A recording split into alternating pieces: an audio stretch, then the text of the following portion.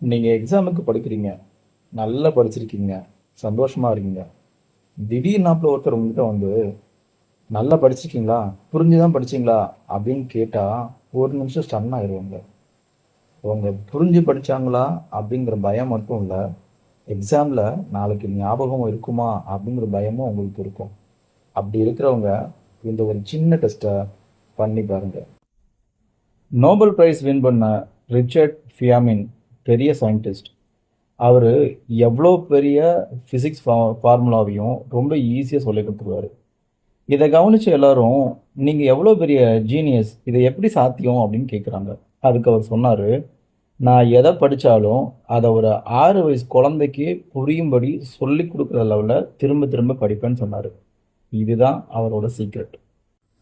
தி exam warrior challenge day 15. சைக்காலஜியில் இதுக்கு பேர் ஃபியாமின் டெக்னிக்னு சொல்லுவாங்க.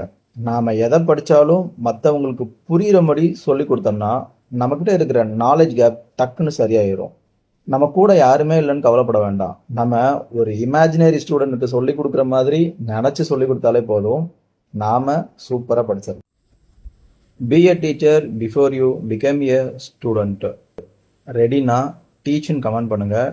இதே மாதிரியான கண்டென்ட்டை பார்க்கணும் அப்படின்னா என்னை ஃபாலோ பண்ணுங்கள். உங்களுக்கு தெரிஞ்ச ஃப்ரெண்ட்ஸுக்கு இதை ஷேர் பண்ணுங்கள். நாளைக்கு வேறு ஒரு வீடியோவோட உங்களை சந்திக்கிறேன். நான் உங்கள் Arulram, life skill coach and trainer, AM consulting. Take care. Bye.